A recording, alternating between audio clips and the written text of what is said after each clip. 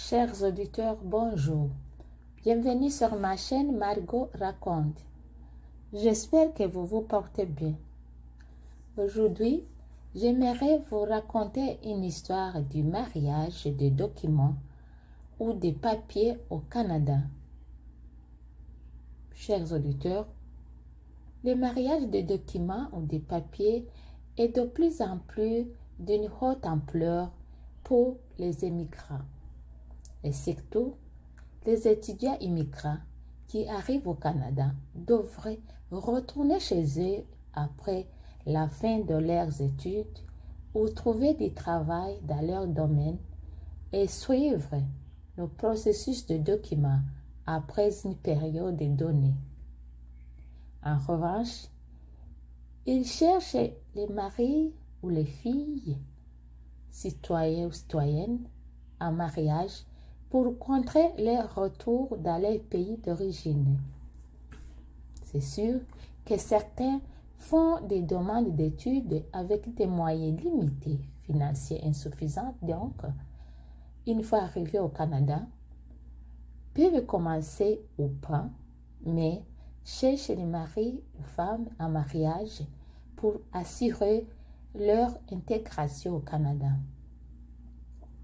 Certaines personnes pensent donc que sont mariées par un citoyen canadien ou une citoyenne canadienne sera un billet d'entrée pour le Canada.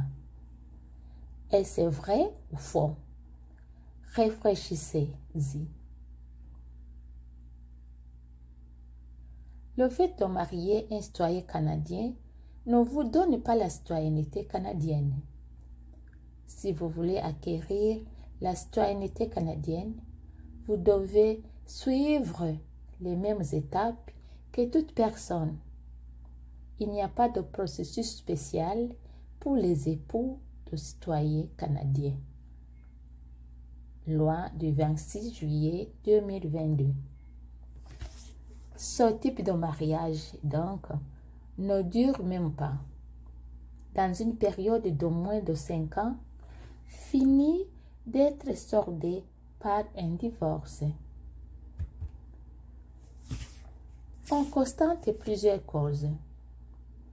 On peut citer du manque d'amour, manque d'engagement, problèmes financiers, problèmes socio-culturels, problèmes de différence de mentalité, ou souvent un manque de travail dans le pays d'accueil et des difficultés liées à l'adaptation.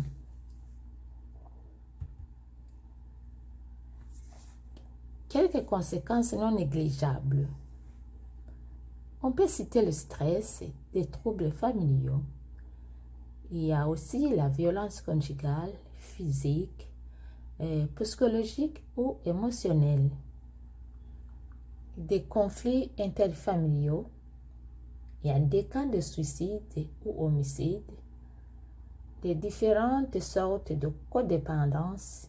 Il y a l'alcoolisme, le tabagisme ou sexuel. Certaines absences ou abandons répétitifs au travail.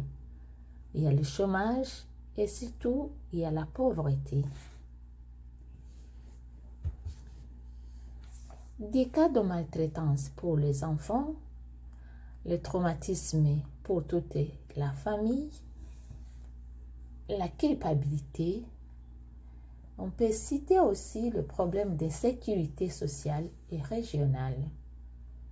Et c'est vrai, peut-on confirmer que le mariage des papiers ou des documents est une porte ouverte au diable?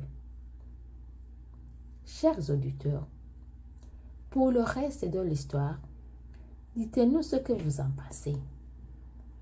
Je vous souhaite une bonne journée. Merci. Au revoir.